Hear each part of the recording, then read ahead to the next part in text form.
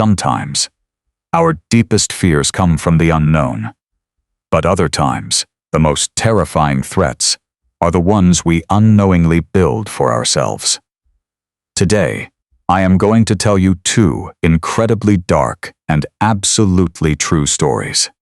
One is a tale of a family who tried to outsmart the brutal forces of nature, only to make a fatal miscalculation. The other is a story of wealth, greed, and a sinister secret that brought an entire royal empire to its knees.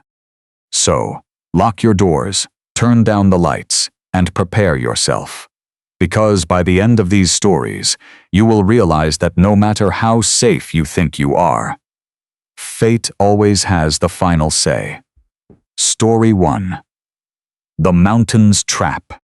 On the morning of June 26, 1826, 38-year-old Samuel Willie, Jr. stepped out of the front door of his home and stared out into the wilderness. He lived in a deeply remote, rugged area of New Hampshire's White Mountains. A treacherous passage known simply as the Notch. His wife, Polly, stood trembling at his side. Together, they looked around in absolute shock. The pristine wilderness surrounding their home had been completely devastated. A massive, violent storm had rolled through the valley the previous night. Sam and Polly had expected a few broken branches, but the reality was apocalyptic. The heavy rains had caused the nearby river to overflow its banks, completely submerging half of their property in rushing, muddy water. Worse, the deluge had triggered a massive rock slide from the towering mountain peaks directly behind them. Their yard and adjacent fields were buried under tons of jagged boulders, deep mud, and entire uprooted pine trees. By some absolute miracle, the landslide had narrowly missed their house and the barn where they kept their livestock. But it was entirely too close for comfort. As Sam mentally calculated the sheer amount of back-breaking labor it would take to clear the debris, he heard Polly whisper beside him. Her voice shook as she mumbled that moving to the Notch had been a terrible, terrible mistake. And looking at the destruction, Sam couldn't help but feel a pang of guilt.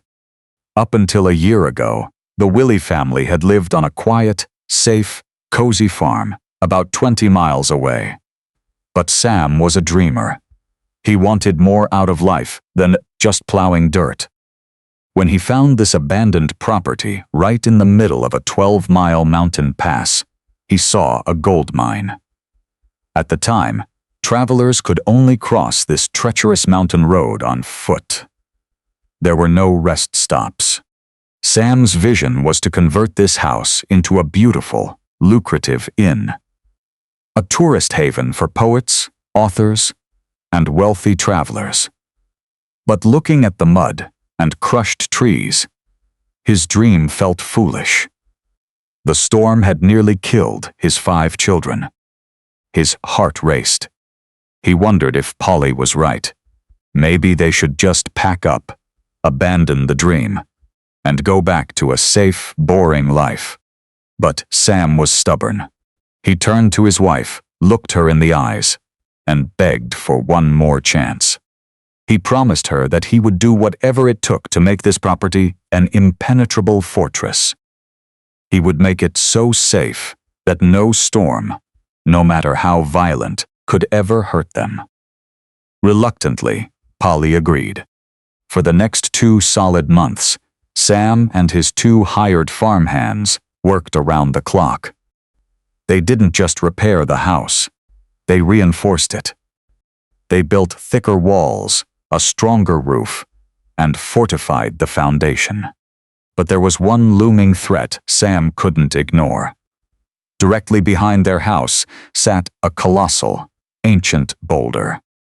Sam was terrified that if another rock slide occurred, that giant boulder would be dislodged, roll down the hill, and crush their home to splinters. He and his men tried to move it, but it weighed hundreds of tons. It was impossible. So, Sam came up with a backup plan.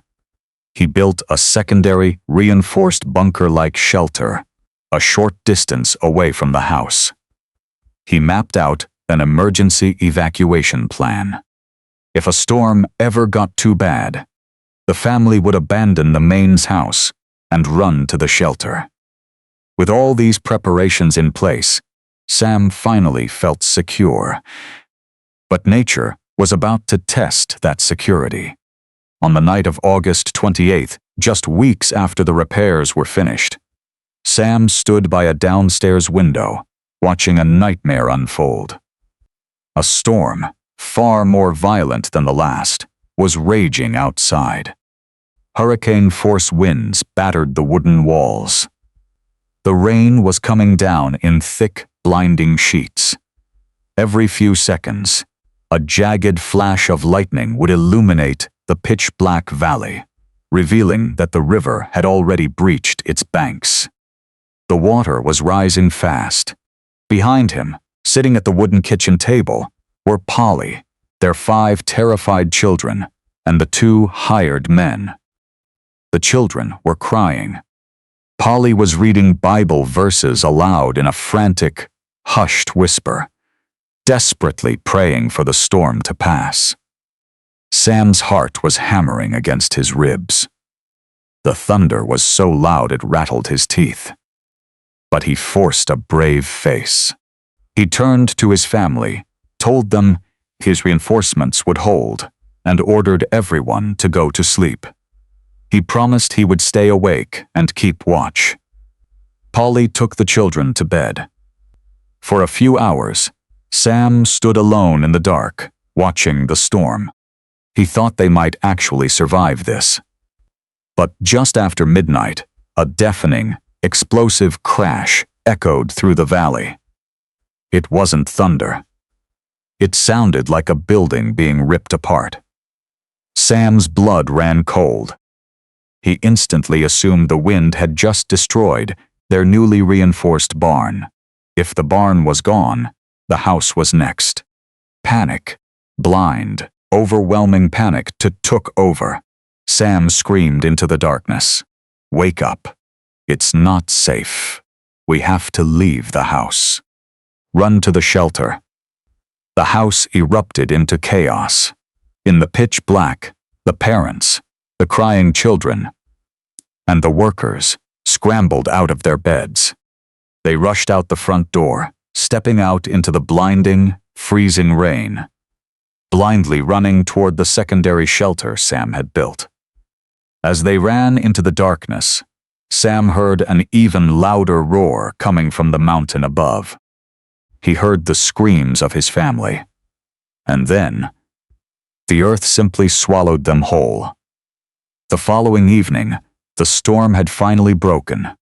An exhausted traveling merchant named John Barker was walking down the muddy, flooded road toward the Willie house.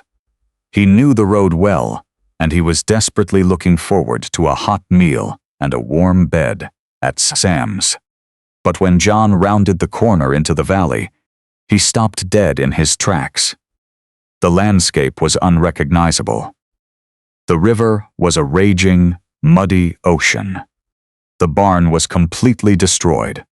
The surrounding fields were buried under 20 feet of jagged rocks and crushed trees from a massive avalanche.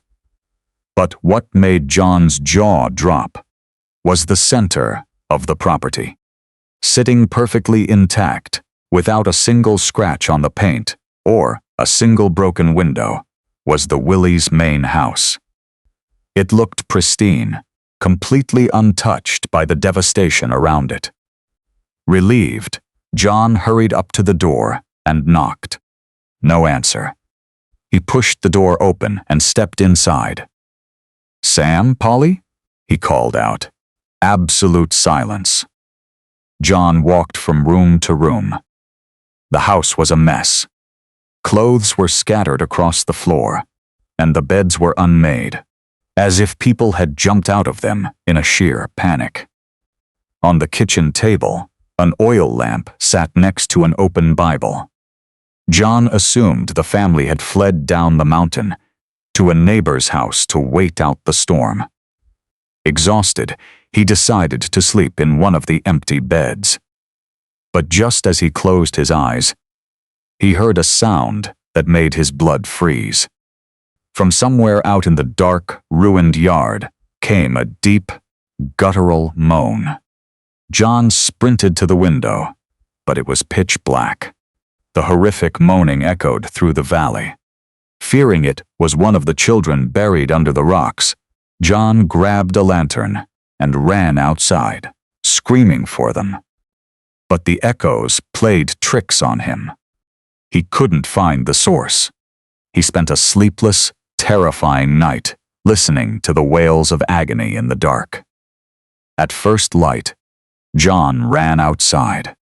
He quickly found the source of the moaning. It wasn't a human. It was one of the Willie's oxen, pinned beneath the wreckage of the barn. John freed the animal, but a sickening feeling settled in his stomach. Where was the family? John hiked all the way down the treacherous mountain pass to a tavern at the base of the road. The tavern was packed with locals seeking shelter. John walked in, exhausted and drenched, and asked the crowd where Sam Willie was. The room went dead silent.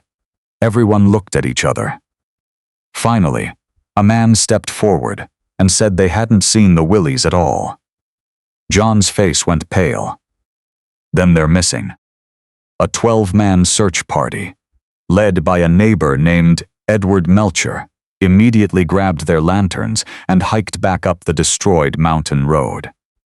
When they finally reached the house, they were just as baffled as John. Why would Sam abandon a house that survived the storm perfectly? Inside, Edward walked over to the kitchen table and looked down at the open Bible. The pages were turned to a terrifyingly specific passage. It read, "The Lord also thundered in the heavens, hailstones and coals of fire." The next morning, hundreds of volunteers scoured the muddy ruins of the property. Around noon, Edward was searching near the flooded riverbank when he heard a strange, low buzzing sound. He followed the noise to a massive pile of rubble and mud. He looked down, and a scream tore from his throat. The buzzing was coming from a swarm of flies. They were landing on a pale, lifeless human hand, reaching out from beneath the crushed rocks. When investigators finally pieced together the tragedy, they realized the heartbreaking, cruel irony of what had happened. Sam Willie's greatest fear was the giant boulder behind his house. He thought it would kill them. But in reality, that boulder was a shield. When the massive rockslide came tearing down the mountain that night, it hit the giant boulder and split cleanly in two. The avalanche flowed around the house, leaving it completely untouched. The main house was the absolute safest place to be in the entire valley. But Sam had panicked.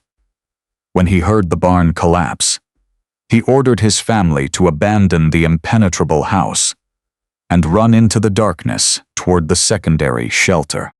The moment they stepped out of the protective shadow of that giant boulder, they walked directly into the path of the avalanche.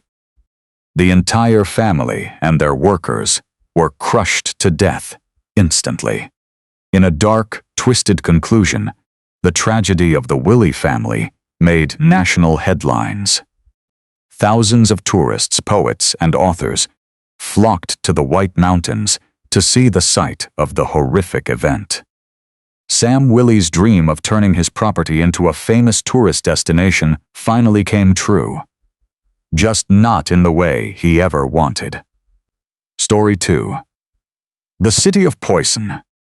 For our second story, we step back into a world of wealth, extravagance, and terrifying deception.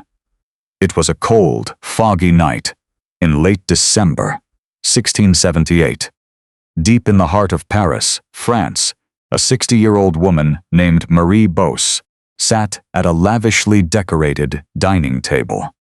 The room was illuminated by flickering candlelight, filled with the clinking of crystal glasses and the laughter of the Parisian elite. Marie was the center of attention, and she was loving every single second of it. By trade, Marie was a fortune teller. She claimed she could read the future by studying palms, casting charts, and peering into crystal balls. Out of the hundreds of so-called mystics in Paris at the time, Marie was considered top tier. Her client list was a who's who of French high society, wealthy merchants, military generals, and the wives of powerful politicians. For Marie, this status was everything.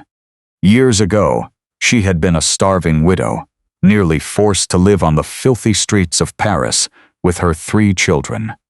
She had clawed her way to the top. Now, she was practically dripping in wealth, and she was only a few rich clients away from an early luxurious retirement. Tonight, Marie was at a dinner party hosted by a fellow fortune teller. The table was packed with potential new clients, and Marie was determined to impress them. She was loudly telling incredible, scandalous stories about the secrets of the rich and famous. But there was a problem. Marie had consumed an excessive amount of wine, and she was incredibly, dangerously drunk. With every glass, her filter slipped further. Her stories went from charming to deeply shocking. She began bragging about the real services she provided to her clients. The table roared with laughter, thinking she was just a theatrical storyteller. But at the far end of the table, the hostess was not laughing. She was glaring at Marie with eyes full of sheer, unadulterated panic, silently pleading for her to shut her mouth. Marie noticed the glare, but in her drunken hubris, she just assumed the hostess was jealous of her spotlight. Marie took another sip of wine and kept right on talking. The next morning, Marie woke up with a pounding headache and a deeply unsettled stomach. As the fog of the alcohol lifted, a creeping sense of paranoia set in. She barely remembered what she had said, but she remembered the hostess's furious, panicked face. Had she gone too far? Had she ruined her prestigious reputation by acting like a drunken fool? This anxiety ate at her for 2 straight days, until finally, on the 3rd evening, there was a timid knock at her door. Marie opened it to find a young, beautifully dressed woman standing on her steps. The woman nervously smoothed her hair and whispered that she had heard about Marie's special talents from a guest at the dinner party. Marie exhaled a massive sigh of relief. The party hadn't been a disaster after all. She had actually gained a new client. Smiling warmly, she invited the young woman inside and led her to her mystic parlor, a dark room filled with strange jars, tarot cards, and burning incense. They sat down at a small table. The young woman leaned in, her eyes filled with tears, and confessed that she was trapped in a miserable, violently abusive marriage. She begged Marie to look into the future and tell her when the nightmare would end. In 17th century France, divorce was entirely illegal. Women were legally bound to their husbands, no matter how cruel they were. Marie had seen hundreds of desperate women, just like this one. They all came seeking a sense of control over their horrific lives. Marie reached out, took the young woman's trembling hand, and traced the lines on her palm. She closed her eyes, pretending to connect with the spiritual realm. Then she opened her eyes, smiled softly, and told the woman that her husband's cruelty would end very, very soon. But Marie didn't stop at fortune-telling.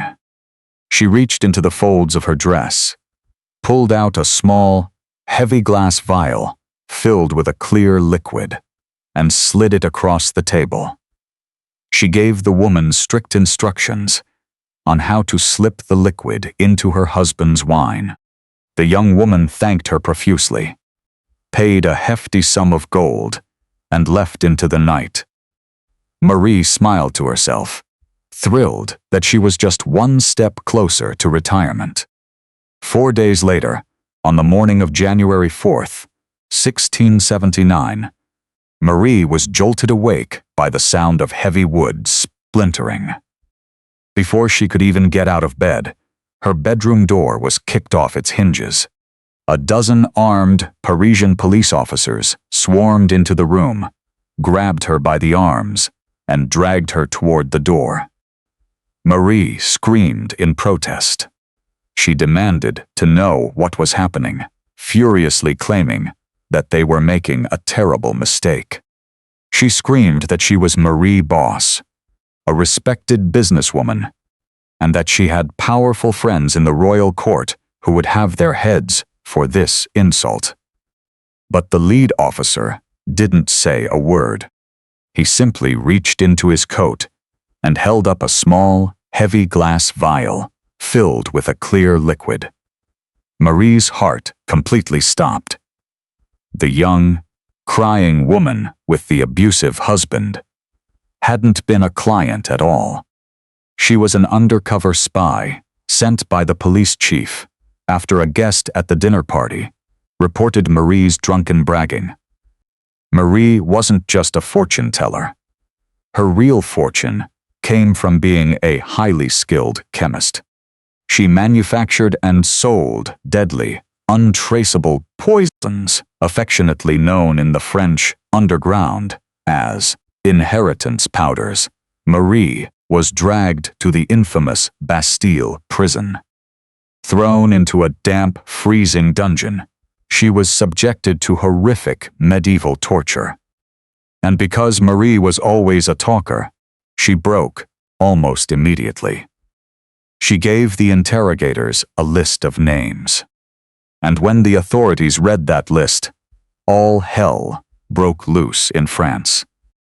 Police officers fanned out across the city like a military invasion. They kicked down the doors of common housewives, wealthy merchants, and local politicians. But it didn't stop there. The investigations led them directly into the halls of Parliament, and then, shockingly, straight into the literal royal palace of King Louis XIV. The authorities discovered that Paris was secretly running on an underground network of murder. Over half of the city's elite had bought poison from Marie or her associates. If you had a business rival, you poisoned them. If you had an annoying spouse, you poisoned them. The scandal reached the absolute highest levels of power when the king's own favorite mistress was implicated. She had allegedly been slipping non-fatal doses of poison into the king's food to make him sick and easier to manipulate.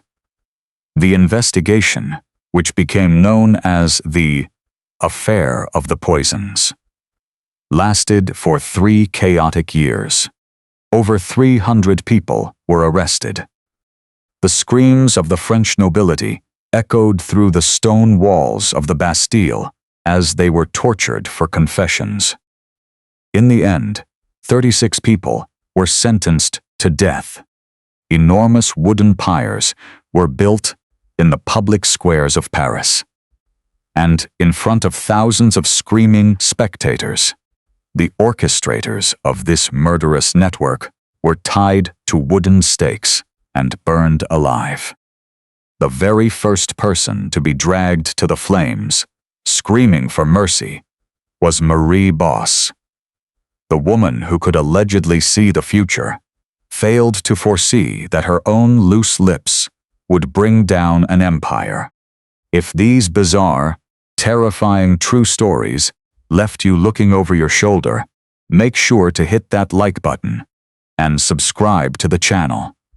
We dive into the dark, the mysterious, and the completely unbelievable every single week. Leave a comment down below and let me know which of today's stories terrified you the most. Until next time, stay safe and always trust your instincts.